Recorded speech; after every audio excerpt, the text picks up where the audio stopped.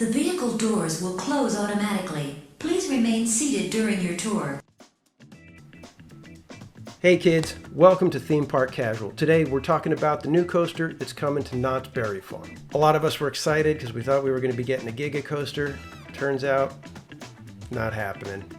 Unfortunately, those plans fell through. So what we're looking at is about a hyper coaster. Now, it doesn't get you quite as excited as a Giga coaster, and I'm going to give my thoughts in a little bit as to why I think the hyper coaster is actually a bad idea for Knott's Berry Farm. If we can look at the coaster itself, and I'm going to throw up a graphic from William Coasters that I grabbed from his video where he breaks down all the stats on the ride. So go ahead and give that video. I'll link it in the description below. Check it out and see if you come to the same conclusion that I do. So let's take a look at the proposed layout. You'll notice over here on the left, that's the load station, right across from the exit of Ghost Rider. So it's going to be taking over. There's lockers, a little store, and the Wagon Wheel Pizza. So that'll all be gone. I don't know what's going to happen to the bakery.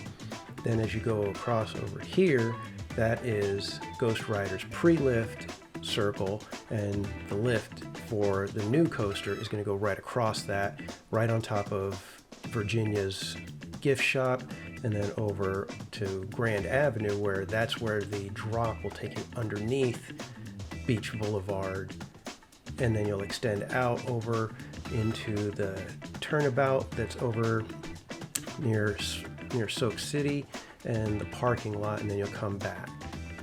So that's the basic layout of the whole thing.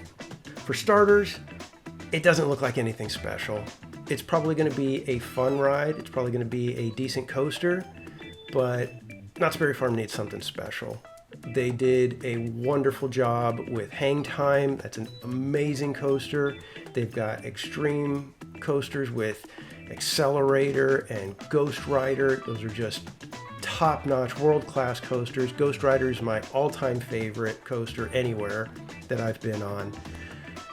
They really don't need something that's going to be basically playing second fiddle to all these other coasters. So that being said, it's also in a bad spot. They're planning to put it right next to Ghost Rider. They're going to have to eliminate the Ghost Town Bakery or build the station above it. The lift hill is going to go right across Ghost Rider's lead turn that takes you to its lift hill. So not only are you getting a coaster that's probably going to be decent but nothing special, it's going to kill the aesthetic of Ghost Town in that area and really mess up the views of Ghost Rider. So I don't know what they're thinking with that. I mean, when you look at it, this is my thoughts. When you look at it, Knott's Berry Farm has a good lineup of coasters. When you see what they were planning to do with the Hollywood Pizza restaurant and how they're turning it into a really cool looking pizza place. It was supposed to be a brewery and everybody was really excited about that. Kind of scaled back because they didn't want people thinking that they were actually brewing the beer there. I get it. But that was something that got the fans excited. Everybody was thinking, oh my gosh, Knott's is killing it. The Goring 20s from Halloween Haunt, smash hit. Everybody was talking about it. It was the zone to check out last year. When they brought back Berry Tales. Yeah, it's just a kind of an overlay of what they did with Iron Reef, but it's Berry Tales. It's their own IP. It's a great little attraction. Everybody was hyped. They were killing it. They were doing a great job. You don't need to be putting in a coaster, like I said, that plays second fiddle to, a lineup that is already solid. What you need, Knott's Berry Farm, a dark ride. You need to get in the game with a full-blown dark ride. You've got Calico Mine Ride, you've got Timber Mountain Log Ride. They're just amazing rides. You can get in the game and really put yourself on the map and put yourself up against the big boys, really, with a dark ride. Where can the dark ride go? Knott's Berry Farm is really landlocked. In fact, that's part of the reason why the placement of that other coaster has to be what it is, because there's nowhere else to do it without being another metal monstrosity like Silver Bullet.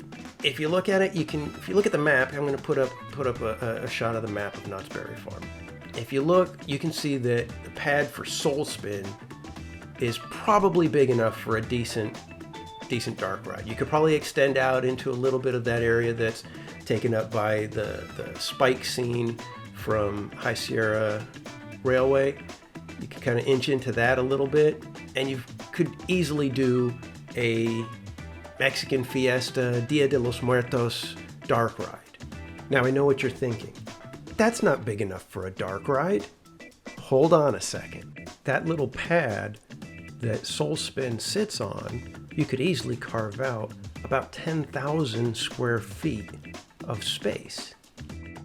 That may not seem like a lot, but if you take a look at Disneyland and you get out your little friend Google Maps, you can track just how much area Mr. Toad's Wild Ride and Alice in Wonderland cover. Those two combined cover about 14,000 square feet. So with 10,000 square feet, you could easily get a good size quality dark ride in that tiny little spot.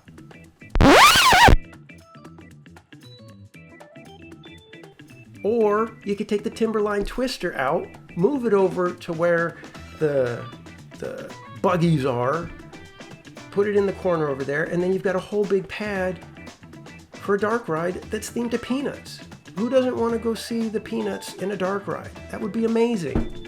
Come on, Knotts. Get in the game, do what's right, forget the second fiddle hyper coaster, get us a dark ride. Do the right thing, Knotts. Come on. We know you can do it. Those are my thoughts, but I want to hear what you have to say. Comment below and let me know what you think. Does Knott's Berry Farm need a dark ride, or should they just go with a hyper coaster? And as always, remember to like, share, and subscribe.